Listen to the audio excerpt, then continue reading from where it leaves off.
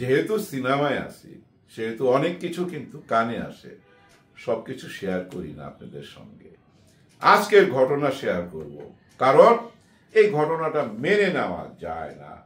আমার বিলায় আমারে যদি কয় ম্যাও, এটা কি মেনে নেওয়া যায়? কে চিনত? ওহে বালিকা, তোমার কে চিনত? কেউ চিনত না। আজকে তোমাকে চিনে শাকিব খানের কারণে। উপকারীরে বাগে খায়। আজকের সাবজেক্টটা আমার খুব হাসিও পাইতেছে, আবার কষ্টও লাগতেছে। আসসালামু আলাইকুম। হ্যাঁ, উপকারীরে বাগে খায়, কথাটা কিন্তু মিথ্যা না, বুঝছেন? কে চিনত ইতিকা পালকে? আমার তো মনে হয় না আপনারা চিনতেন, আমিও চিনতাম না। আমার বউ চিনত। সে বলছে যে এই মেয়েটা নাটক করে। প্রথম যখন প্রিয়তমা আরম্ভ হয়, তাকে যখন দেখলাম আমি এই ফেসবুকে, আমি চিনতেছিলাম না। আমার বউরে জিজ্ঞাসা করলাম, চিনো নাকি? এই নাকি কলকাতার নায়িকা। না না, নায়িকা না, মানে নায়িকাই, ওই যে সিরিয়াল করে, ড্রামা নাটকগুলা করে, স্টার জলসা বা বিভিন্ন চলে না, ওই বউ শাশুড়ি দেবর ভাবি চলেই, দেবর ভাবির প্রেম কাহিনী, আবার বিয়ে একটা হয়ে গেলে গোপনে আরেকটা রাখতে হবে, আগের হাজবেন্ডের সাথে যোগাযোগ, এইসব হাবি জাবি নিয়ে অনেক রকম সিরিয়াল হয় এই মিডিয়াগুলোতে। সেগুলো যে কোনো একটাতে ছিল, অখ্যাত বলেন আর প্রখ্যাত বলেন, যা কিছুই বলেন না কেন, ছিল তো খালে, নদী নালায়, সাগরে না। সিনেমা হলো সাগর, সেই সাগরে আসতে চায় সবাই। ইতিকা পালেরও ইচ্ছা ছিল, ইচ্ছা না থাকলে তাহলে তো জোর কইরা আনে নাই প্রিয়তমায় আনা হয়েছে। আমার মনে হয় না শাকিব খান তাকে চিনত তেমন ভাবে। আরশাদ আদনান চিনত তাকে। উনি তাকে নিয়ে আসেন এবং তখন 1-2 ব্যাপার ছিল, কাগজপত্র ওনার কাছে, আয়না অভিনয় করাইছেন, সাকসেসফুল, 100% সাকসেসফুল প্রিয়তমা ছবিটা। এরপরে আমরা চিনতে শুরু করলাম ইতিকা পাল। ওর নাম মুখস্থ করতে আমার 2 দিন লাগছে, খালি ইতিকা পাল বলতাম। তারপরে আমার একজন বললো না, ধ দিয়া লিখতে হবে, ইদিকা পাল। এই পাল ফাঁসায় দিছে শাকিব খান রে। ভাবা যায়? ভাবতে পারেন আপনারা? ফাঁসায় দিছে বলতে আবার ওই যে আপনাদের সেন্স অন্য একটা কাজ করতেছে না এখন, ফাঁসায় দেওয়া মানে ওই যে অন্য কিছু নাকি? আরে না, কর্মক্ষেত্রে দেখেন, শাকিব খান তো ঢাকায় আসছিল তার বিজনেস পারপাসে, দেখছেন আপনারা, হারলেন, এবং ওই যে আপনার ওয়ালটন, আমাদের আমিন খান, ওনাদের ব্যবসা বাণিজ্য নিয়ে উনি ব্যস্ত আসছিলেন। কিন্তু 1 সপ্তাহের জন্য 26 তারিখে, মানে নভেম্বরের 26 তারিখে আবার যে কাজে জয়েন করবে।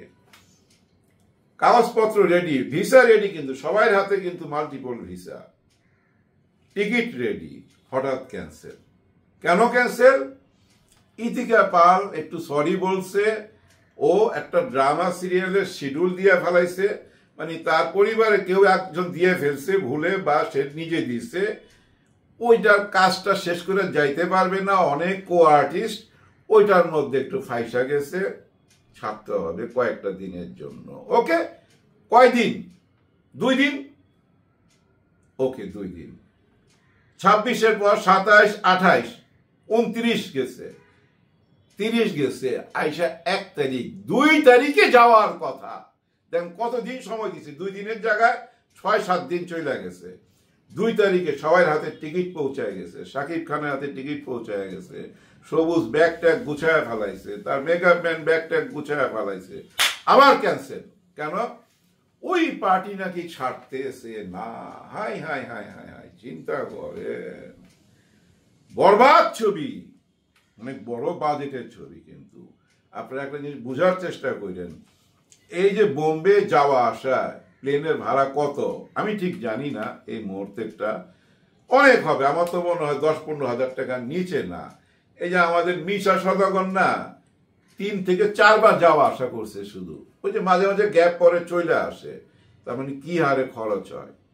বুঝতে হবে আপনাদেরকে। ওইখানে একটা 7 স্টার হোটেল, ওইখানে রাখা মেন আর্টিস্ট, অন্যদেরকে যে খারাপ অবস্থা রাখছে তা না। ভাই ব্রাদার যারা গেছে তাদের মুখে শুনছি তো, ভালো হোটেলে রাখছে, স্ট্যান্ডার্ড সম্মান দিছে, খাওয়াইছে, এবং শুটিংও হইতেছে একেবারে বোম্বে স্ট্যান্ডার্ডের। আমি ব্যক্তিগত কথা বলতেছি, ওই যে ওই ফাঁকিবাজি না, জানতাম কিন্তু বেনারসে ফাঁকিবাজি চলতেছে, টোটালটা ফাঁকিবাজি ছিল, বুঝছেন? ওই ফাঁকিবাজি না, রিয়েল শুটিং হইতেছে। খোঁজ খবর রাখি বরবাদে। যাই হোক, এই বরবাদ টিমটা দেখেন এখন পুরা ফাইসা পয়সা রয়েছে। তাহলে কবে যাবে? 15 তারিখে কিন্তু আবার ডেট হয়েছে, কিন্তু আমি কিন্তু খোঁজ খবর নিছি ভারতে, এই 15 তারিখও হবে না। কারণ ওই মেয়ে আরো একটা নাটকের হাত নিয়ে নিছে, বিজ্ঞাপন হাতে নিয়ে নিছে, সে কাজে ইনভলভ হয়ে গেছে। এর ভিতরে কোন একটা ষড়যন্ত্র থাকতে পারে। আর যদি কোনো ষড়যন্ত্র না থাকে, আমি বলবো ইদিকা পাল আপনি পেশাদারি শিল্পী না, আপনি পেশাদারি না। কে চিনতো আপনারে? কেউ চিনতো? এই আমরা এইসব কথাবার্তা বলতাম, আপনারে নিয়ে বলতাম না। আপনি সময় নষ্ট করছেন। একজন সুপারস্টারের সময়ের অনেক দাম ভাই, আপনারা বোঝার চেষ্টা করেন। আমি ভিডিওটা শেষ করে দিব একটা ছোট্ট কথা বইলা। আমার সামনে একজন এই সুপারস্টারকে একটা কোম্পানির পাবলিসিটির জন্য অফার দিয়েছিল, আমি কোম্পানির নামটাও নিব না, একদম তার নামেই করবে। ওইখানে কিন্তু আমাদের ওই যে সাকিব আল হাসান, সেও কিন্তু বিজ্ঞাপন করছে। 5 কোটি টাকা, 5 কোটি টাকা, কিন্তু বিজ্ঞাপন 2টা বছর, 2 বছরে 2টা বিজ্ঞাপন কইরা দিতে হবে। লেন্স এক একটার 1 মিনিট কইরা, মানে 2 মিনিট, 5 কোটি টাকা অফার। কিন্তু শাকিব খান না করতে বাধ্য হয়েছে। কেন না করছে আমি ঠিক জানি না, আমি এই প্রশ্নটা তাকে করি নাই। বাধ্য হয়েছে কথাটা এই জন্য বললাম, আমার মন বলতেছে ওই হার্লেনের সাথে তার চুক্তিপত্র আছে, বাইরে কোনো বিজ্ঞাপন করতে পারবে না। তার মানে আপনি বুঝতে পারেন তার সময়ের মূল্য কিরকম। ওই বিজ্ঞাপনটা যদি হইতো, 5 কোটি টাকা তো কামায় ফেলাইতো। বছরে হয়তো 2 দিন করে সময় দিত, 1 মিনিট ফুটেজ নিতে বিজ্ঞাপনে 2 দিন লাগবেই, বা আরো বেশিও লাগে অনেক সময়। কারণ তারা এক একটা শর্ট, বুঝছেন না, হলে 70 বার 80 বার নেয়। আবার ওইটা দেখে, পরীক্ষা নিরীক্ষা করে, ফল ফ্রুট খায়, বুঝছেন, গবেষণা কইরা আবার শর্ট নেয়। বিরাট ব্যাপার। আমরা সিনেমা যেভাবে শুটিং করি দৌড়াইয়া দৌড়াইয়া, ঘাম মুছতে মুছতে, ওইটা না, ওই টেনশন নাই।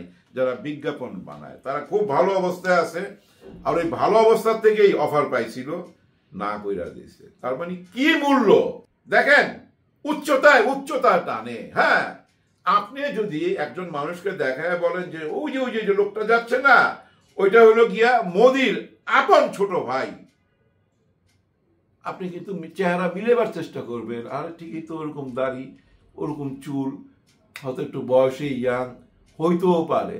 কারণ ওই যে আমি আপনার মাথায় ঢুকাই দিছি মোদির ভাই, তারপর হয়তো আপনি বুঝবেন না, মিথ্যাও হইতে পারে।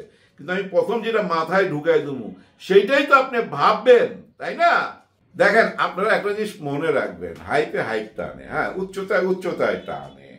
মনে করেন যে আপনি ধরে নেন আমার সাথে আপনি একজনকে দেখলেন বা একটা সেলফি তুলছে, ও যদি আপনাকে বলে এই সেলফিটা দেখায় যে আফসারি ভাই আমি ফ্রেন্ড বা খুব কাছের মানুষ, আপনি কিন্তু বিশ্বাস করবেন, কারণ আমার সঙ্গে ছবিটা আছে। আবার ধরেন একজন মানুষের শাকিব খানের সাথে একটা ছবি আছে, সে যদি দেখায় বলে যে দেখেন আমার শাকিব খানের সাথে খুব ক্লোজ সম্পর্ক, আপনি কিন্তু সেদিন থেকে ওই লোকটাকে খুব মূল্যায়ন করবেন, জানি বাপরে বাপ ও শাকিব খানের সাথে চলাফেরা, কারণ আপনি শাকিব খানের ভক্ত। ঠিক তেমনি এই ইতিকা পালকে কেউ না চিনল, শাকিব খানের সঙ্গে যখন ছবি করলো প্রিয়তমা, তখনই আমরা তাকে চিনলাম, তাকে মূল্যায়ন করলাম, তাকে নিয়ে আলোচনা করলাম। আমাদের এইসব আলোচনাতে কলকাতায় যাওয়ার পর তার কাছে বিজ্ঞাপনের অফার, বিভিন্ন ছবির অফার, ও কিন্তু অলরেডি ছবি কইরা ফেলাইছে বাংলাদেশের আরেকজন বিখ্যাত নায়কের সঙ্গে, শরীফুল রাজ। হ্যাঁ, শরীফুল রাজ বিখ্যাত অভিনয়ের দিক থেকে ভাই। আমি বলবো যে এই শিল্পীটা যখন কোনো চরিত্র মাথায় নেয় না, শুধু অভিনয় না, অভিনয়ের সাথে পুরো চেহারা, চুল, কাপড় চোপড়, চলা ফেরা সবকিছু বদলায় ফেলে। খুব অঙ্কবাজ একজন অভিনেতা এই শরীফুল রাজ। তার সাথে একটা ছবি করছে কবি কল্লোল সাহেব ডাইরেক্টর, আমার খুব কাছের মানুষ, ওনাকে আমি জানি, খুব ভালো পরিচালক। তার মানে কি বাংলাদেশের একটা ছবি পাইছে তো সে, কিন্তু আরেকটা ছবি পাইছে দেবের সঙ্গে। দেব একজন সুপারস্টার, তাই না? এই সুপারস্টারের সাথে আরেকটা ছবি পাইছে সে। এই ছবিগুলো কিভাবে পাইলো? শাকিব খানের কারণেই তো পাইছে। তাইলে শাকিব খানের ছবির শিডিউল রাইখা, তার এত বড় একটা ইউনিট বসা রাইখা তুমি নাটক করবা, বিজ্ঞাপন করবা, এটা কি মাইনা নেওয়া যায়? জানেন শাকিব খান কি করছে? 2 তারিখে যখন ক্যান্সেল হয়েছে, রাগের ঠেলায় না টিকিটটা ছুঁড়া ফেলায় দিচ্ছে। কেমনে জানলাম বলুন না, সোর্স বলতে নাই। টিকিটটা ছুঁড়া ফেলায় দিছে, টিকিটটা ছুঁড়া ফেলায় বলছে তোমাদের শুটিং তোমরা করতে থাকো, আমারে ডিস্টার্ব করো না। ওই ম্যাডাম যেদিন শিডিউল দিবে আর 2 দিন আগে আমারে জানাইও। কি আর বলবে, জিদের ঠেলায়।